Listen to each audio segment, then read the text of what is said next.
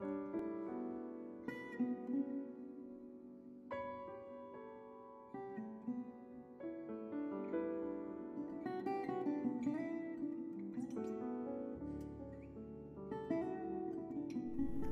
title of the show, Biography of Objects, is really about, what is the life's history of this object and how has it changed from its original purpose to what I'm doing with it. So much of my process is about searching, is about looking, is about going to abandoned warehouses and buildings and garage sales and estate sales and auctions, and that I feel really in some way that these things are being they've lived their life. They're done with their first life, and somehow as I find things that interest me artistically and accumulate them, I am in a sense rescuing them. I'm giving them new life, breathing new life into them.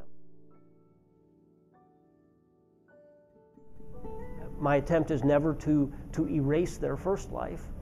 It's always important to say, if I found a beautiful fork or a beautiful utensil, I don't want to change it so much that someone would never know it was once a fork, because I think that's the power in it, is using its previous existence and then rescuing it or recycling it or repurposing it to fit in a given assemblage. My career as an artist basically started at the University of Illinois. I attended the university thinking I was going to be an architect. As part of the requirements for becoming an architect, you had to take a sculpture class, and I took that sculpture class and there was no turning back. I love foundry and metal casting, welding, anything that was hard to manipulate or difficult to form and had many steps. That's what I was drawn to.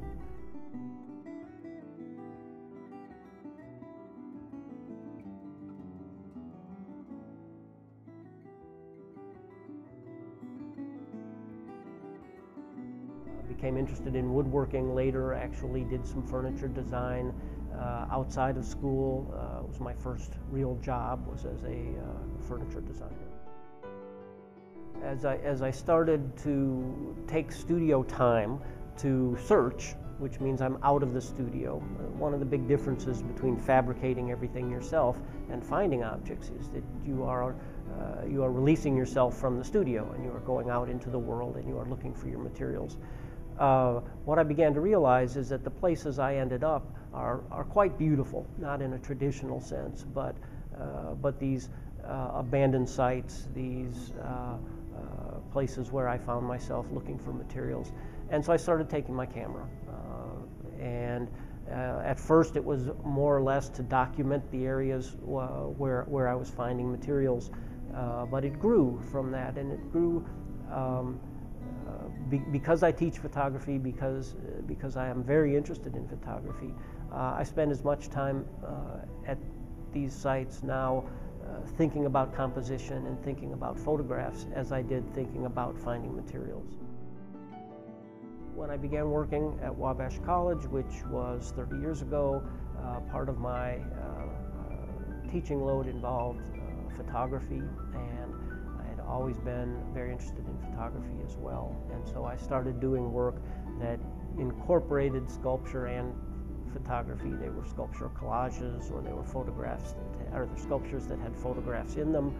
And the rest over time is as any artist, the work changes, the work morphs, and so what you see in the gallery is where I am today.